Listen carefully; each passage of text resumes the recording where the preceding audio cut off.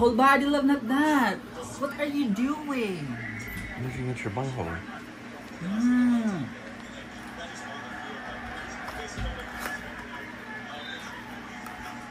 Love, what are you doing? Filming me. I am filming Whole you. body. Your whole body, don't worry. I've got titties and everything in there. Don't worry. Your whole body's for Indies to see. Don't worry. They're not missing anything. So hello mga Inday, welcome back sa ating kaganapan for today's video sa ating YouTube channel. So as you can see, kailangan natin mag-inject ng ating hormones, estrogen. So ito mga Inday, ang purpose nito is female hormones. So it means palambutin yung katawan natin sa mga kuko, buhok, and everything na mga Inday. And then kaya kailangan natin to kaya para magmukha tayong babae mga Inday para hindi tayo hard tingnan. So sinabi ko ang kulin nyo na videohan ako or film ako mga Inday. And then pagtingin ko ng videos natin, wala akong ulo, wala akong mata. Hindi ko alam kung saan niya dinala yung videos. Ang pangit talaga niya mag-video mga Inday. Kaya minsan ako na lang talaga ang gagawa ng sariling video kasi nga hindi mo maaasahan saan ko mag-video. Ayan. So anyway mga Inday, baka mag-worry kayo bakit kailangan ko pa yan, bakit nag-i-inject pa ako niyan. So anyway mga Inday, ito kasi is recommended to sa doktor ko at saka meron na rin akong doctor nito at saka minomonitor nila ako mga Inday. So every 2 months, minomonitor nila ako kasi chine-check up nila ako mga Inday kung kumusta na ba yung heart at saka yung baga ko mga Inday. Ayan. May ano ko mga lab test kasi nga 'di ba last time nag-take tayo ng oral yung dalawang tablet ang tinitake ko mga Inday. Then, sinabi ko doon sa endocrinologist ko na nagpapalpitate ako. So, ayan mga Inday, nagpunta ulit ako doon, another check-up na naman, then pinalitan nila ng injectable. Ayan, so they have 3 choices, kung injectable ba, kung oral, at saka yung patch. Sabi ko ganyan, try ko muna yung injectable. Kasi nga mga Inday, sanay na din ako mag-inject kasi sa Pilipinas pa ako mga Inday. Siguro mga 1,000 na needles na tarak dito sa katawan ko. Kaya bali na immune na ba ako or nakasanayan ko na maraming mga needles na naka-inject sa aking katawan mga Inday. And then namali pa akong pag-inject dyan mga Inday kasi nga natamaan ko yung ugat ko dyan. Kaya tingnan nyo yung bleeding. Ang daming dugo na lumabas talaga mga Inday. So, this is my first time na ganyan kadaming dugo ang lumabas sa sa legs ko mga Inday. Na 5 times ko na itong nag-inject. Ngayon pa lang dumaming dugo na lumabas. Ayan. Kasi mga Inday sa Pilipinas naman, ma-share ko lang, no? Dati nag-inject ako ng mga glutathione, yung Barbie arms, yung Botox, ganyan. So, nakaano na ako mga Inday. So, every Botox ko mga Inday, gumagamit ako ng 100 to 200 units. Ayan. So, ang daming needles yun mga Inday. Kaya sabi ko sa inyo, hiyang na ako sa mga needles, tapos, ang lalaki pa ng mga injection, yung mga needles na itatarak sa katawan ko mga Inday. Ayun. So, kaya hiyang na ako or na-immune na ako sa mga needles. Parang hindi na ba ako takot mga Inday. So, ayun lang, ma-share ko lang. And don't worry mga Inday, I'm fine. And para na din naman sa akin to kasi nga, ayoko magmukhang haggard tayo ba, yung sobrang tigas na tigas talaga yung natin. Ayan. Tsaka na din to mga Inday para hindi na tayo tubuan ng balbas, ganyan yung mga bukbuk sa katawan. So, yan, malaking tulong na din yung ating hormones. Saka ang kagandahan pa mga Inday is may nag-monitor sa akin at saka may endocrinologist ako na sa akin, nagpo-provide sa akin ito. And then ito naman mga Inday, yung ko na to hormones is covered dito sa insurance ni Uncle ninyo. So, ayan lang mga Inday, ma-share ko lang and thank you so much. Pasensya na kayo sa video mga Inday, ang pangit. Ayan. 2,000 years later.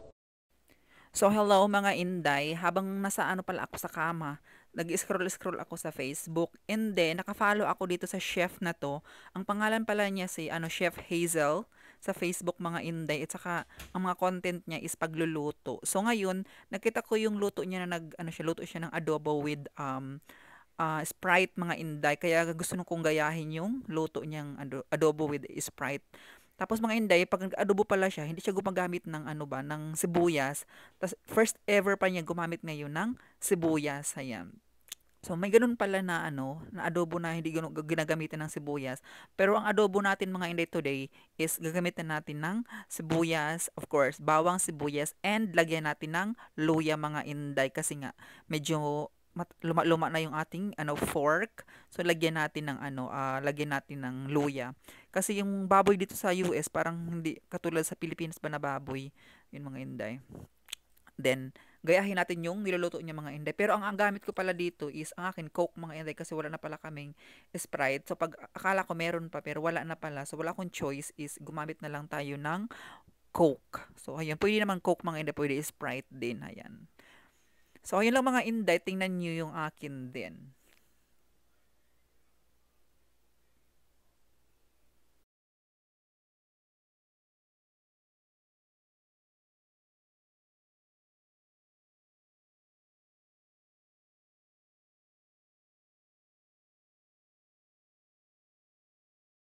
How you die? You are in the wrong way. This way. Just like that. Okay. So, today mga inday is we're cooking adobo. She bled a lot today, giving herself a shot. Lots of blood. Lots of blood today. I hit the vein. She hit the vein. Do you bruise? No, No. You don't get any bruise? she doesn't bruise at all because of her skin, I guess. Some people that do like the IVF in their tummy, their whole stomach's all bruised up just from the amount I'm of scared in shot. tummy, but it's recommended to me that to stick in my tummy, but I'm scared. They're in my intestine. Oh, I don't. Well, no, you're supposed to go like this and you stick Yeah, your but that's a fat big and then do it. fucking needle. It's like that long. Yeah, it's so Well, big. she so doesn't long. have any fat, so. Yeah, you don't want to do that. Legs. Now, my stomach, you pinch a nice big old fucking muffin you could stick in there. Oh, my, to see this. See this. My back hurts standing up. Okay. Wait a second. You're gonna get that monopod in your car. After this. You sure it's in the car? You want me to push stop again? Yeah. Huh? Stop now.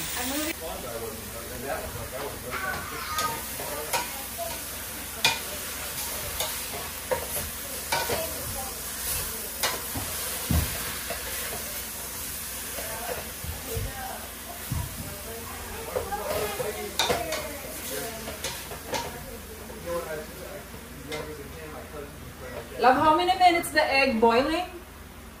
What? How many minutes the egg boil? 13 minutes, right? 10 minutes. Want me to set my thing for you? I don't know how many minutes. What? I don't know how many minutes. Well, when did you do it? Like 10 years ago. When you first walked in? Yeah. How long ago? Were you in the room? Maybe it's like 5 minutes already. Were you giving yourself a shot still? It's already boiled after the shots. Oh, you started after the shots. No, Before the shots? Yeah. Oh, yeah, they're done then. they're done? Shit, that was 15 minutes ago. Yeah. Okay. Yeah.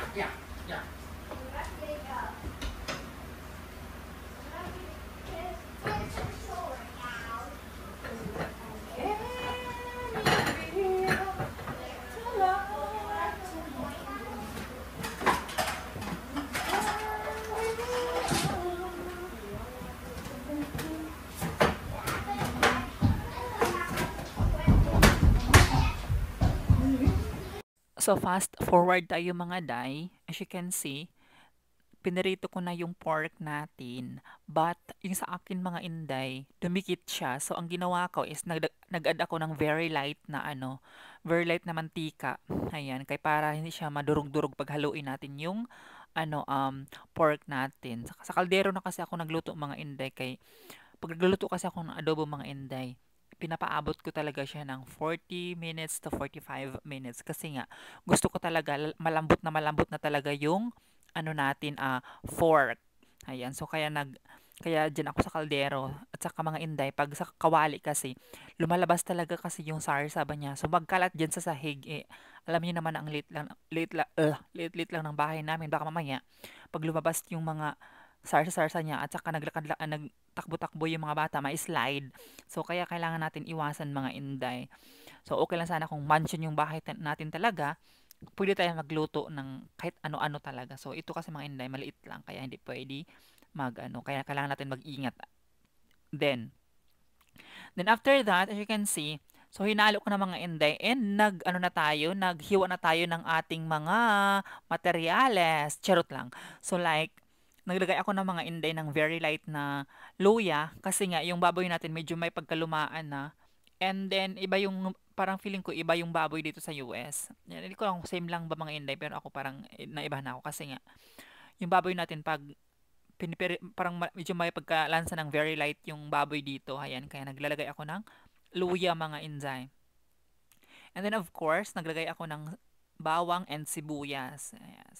Nung nakita ko kasi yung video ni, Chef Hazel, sabi niya, hindi daw siya talaga naglalagay ng sibuyas mga Inday. So, noon ko palang nalaman na ang adobo pala hindi daw ata nilalagyan ng sibuyas. Sabi ng ganyan. Pero mostly kasi nakikita ko mga Inday pag nag-adobo talaga nilalagyan ng sibuyas eh. Pero ang weird lang naman niya. Kasi nga chef siya mga Inday. So maniwala tayo. Charot lang.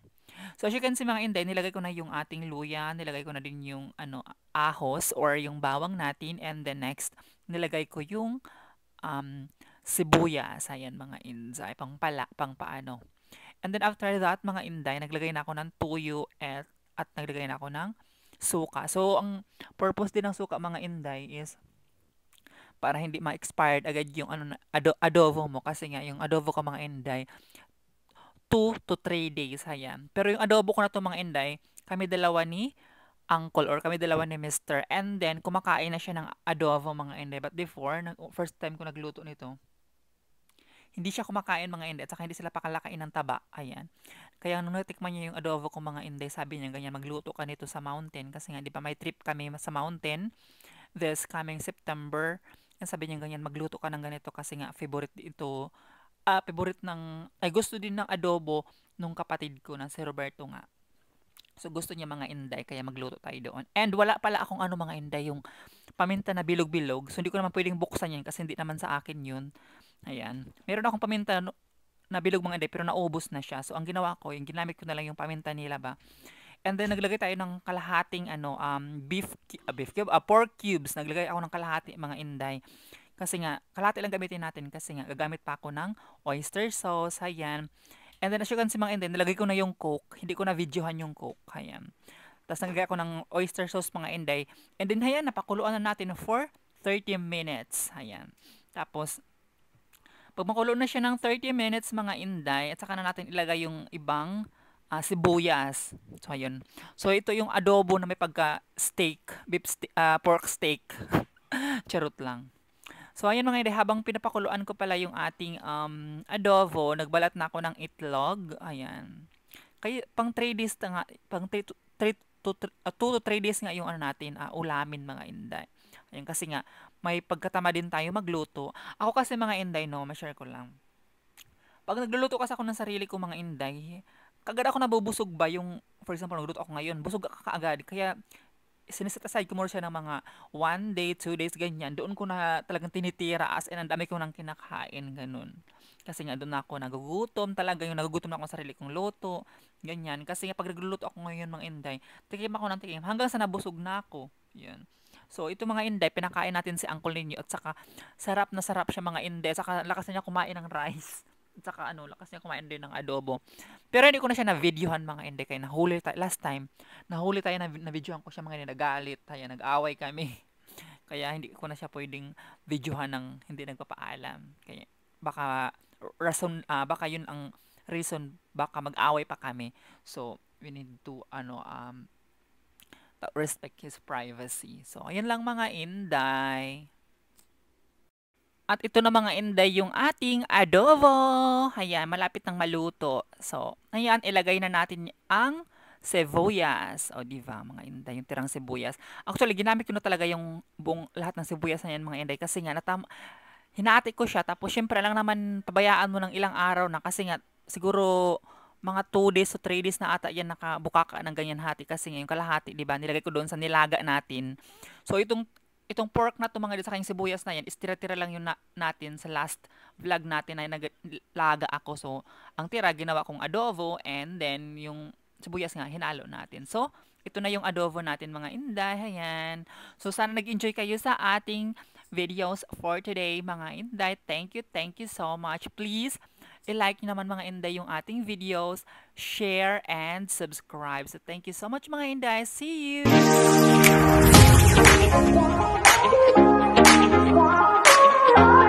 you!